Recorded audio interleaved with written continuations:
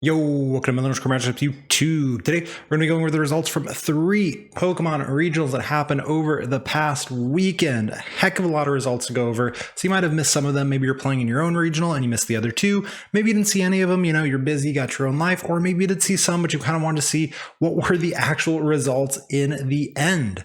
So all the tournaments were very different, which is actually super cool. So we're going to start in Joinville. Now, these graphics are made by PokeStats. I'm going to have a link down below to the tweet that has them all. Limitless TCG has not been updated at the time of recording. I have a strong feeling by the time the video is out, Limitless is going to be completely updated, but I recorded a day early, and you know, Robin is currently moving. Robin is currently, you know, getting home from his regional, so it's not quite there yet. So here is the top 16 from Joinville, 222 Masters. It was won by Arceus Lucario, piloted by Pedro Pertusi. We got Pedro's list right here. Yes, it is sideways. Yes, I'm sorry. That is the life we're going to be living. That's what Pedro posted. But super cool list. Actually very similar to what a friend brought to EUIC. He didn't do quite as well as Pedro did, so kudos to Pedro. It's got the Crobat VMAX and the Path to the Peak for the Mew matchup. It's got the Lucario for the Mirror. It's got the Hoopa for the Urshifu matchup. We even see on the side, Pedro put the matchups, beating Mew in finals, Mew in top 4. Sylveon in top 8, kind of cool. I'd be curious about how that matchup goes personally, but beating a lot of Mews, an Urshifu, and a couple Arceus Duraludons. So big kudos there to Pedro with the list. Not something you were expecting. If you were coming to this weekend saying, I think Lucario is going to win one of the regionals, you know, put that in the comments below, because I'm curious if anyone out there had thought that. But the rest of the results, you got some Mew in there, of course. Mew making up 6 of the top 16, including piloted by EUIC champion, who put away his Urshifu. We have a Dark Box in there. We have Arceus Beedrill. We got our, you know, it says Arceus Sylveon, but that's like the deck that made top 8, I think it was, in EUIC. You know, the Sylveon, Urshifu, Arceus deck. Super cool. There's an Ice Rider showing up, Arceus Ice Rider, a Shadow Rider Whimsicott as well. And in Inteleon list. So this is the Rapid Strike Inteleon, the one spamming Cheryl and stuff like that. So some super interesting results coming out of there. As I'm looking at this, my thoughts are, I like Lucario. I'm kind of happy Lucario's doing well. I'm all for it. Lucario, 2 prize attacker that does that much damage. Heck yeah, it uses double turbo along with Arceus. Ooh, that also seems really good to me. I'm a big fan. I want to start messing around with it more, but in the end, it's still Arceus and Mew's world, and we're just living in it. But you may be saying, all right, Mello, 222 people? That's not that many. Well, there was a 276 person SPE. Now, if you're new to the game, you may be wondering, okay, what's an SPE? An SPE is a regional. The difference is SPEs do not give money. So this was in Bilbao, which is in Spain. In Spain, I'm like 99% sure that's why you do an SPE there. You cannot give prize money for the trading card game. So because of that, it's an SPE. So when you see SPE, it's still a regional, still awards regional CP. You know, it's still the same size as a regional, all that other stuff. The difference is there is no cash prizing because it's usually held in countries that cannot give cash prizing. Last one was won by Lucario. This regional was won by Whimsicott, Alessandro Cremascoli, who is iCaterpie for anyone who speaks Italian. Check him out on YouTube. He is a fellow content creator, but pretty much entirely in Italian.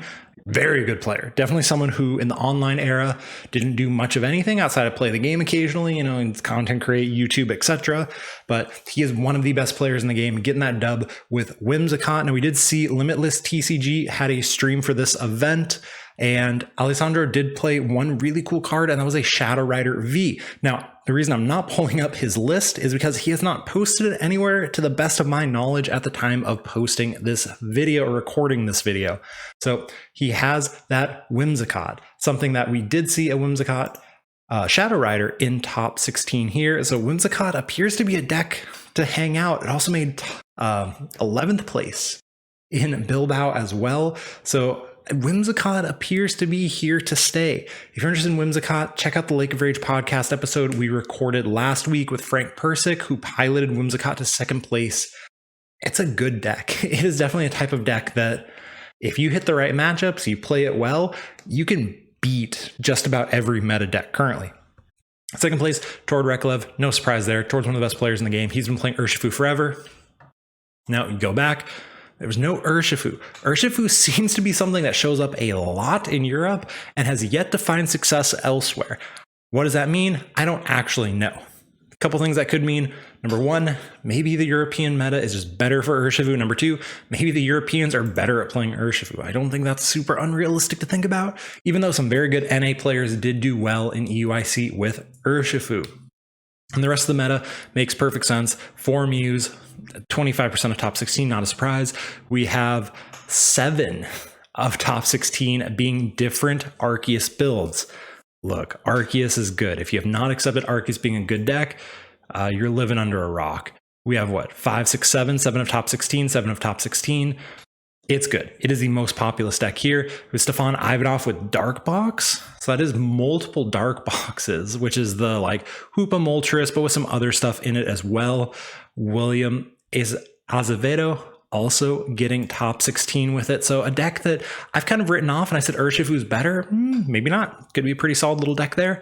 And there we go. The Rapid Strike Malamar just out of top 8. Didn't bubble. It was a clean cut, it looks like, for the top 8, but the one Rapid Strike Mally showing up in top 16. Rapid Strike Mally, from what I've been told, is a very European deck. They like their janky single prizers. Nothing more janky single prizer than Rapid Strike Malamar, but for the Rapid Strike Malamar lovers, look, one of them did well. It is still a deck for sure.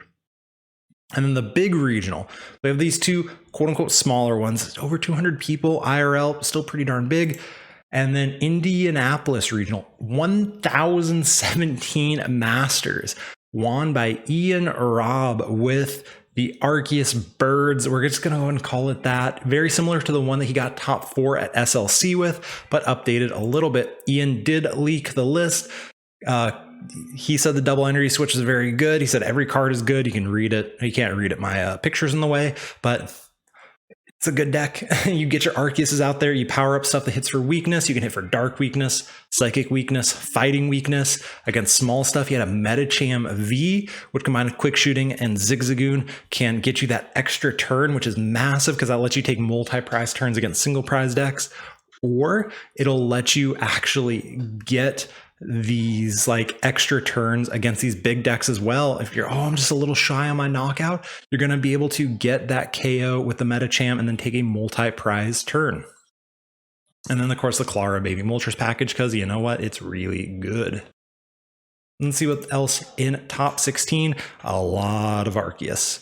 1 Whimsicott. Again, Whimsicott's good. You got to accept it. It's at least a tier 2 deck, if not worse. We have 1, 2, 3, 4, 5, 6, 7, 8, 9, 10, 11 of top 16 being Arceus, 4 Mews, and then the one little Whimsicott hanging out there on its end.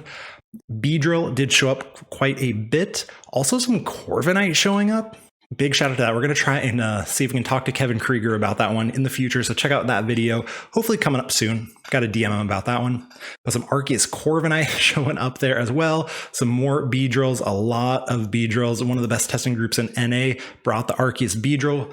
Isaiah Bradner getting second, but quite a few also getting into the top 32. Again, it is Arceus' world. I think I am at the point where I think Arceus is a better deck than Mew. What type of Arceus? I don't know. All of them are very, very, very good. But in the end, this is Arceus' world. We're living in it. You gotta respect the deck. You gotta respect the card. If your deck does not have an answer to a turn 2 Trinity Nova, you're gonna be hurting quite a bit. How does your deck do that? I don't actually know. But hopefully get an idea of the results.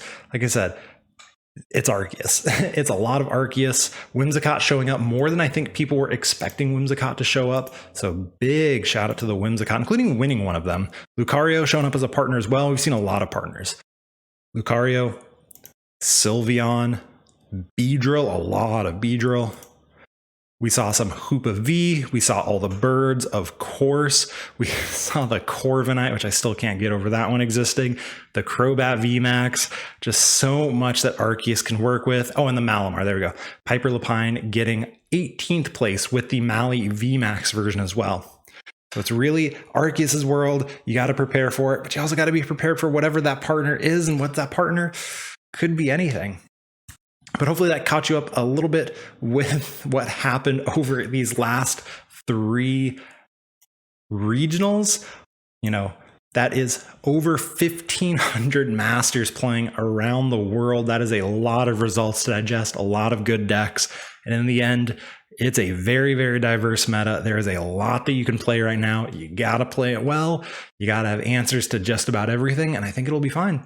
Anyway, remember to like, comment, subscribe, all the other YouTube stuff. If you played in any of these this weekend, please comment down below. I'm curious how anyone did. Let me know what you played too. Record, what'd you play, all that good stuff. I do read all the comments. I'll happily check them out. And yeah, I'll catch you all in the next video. Peace out.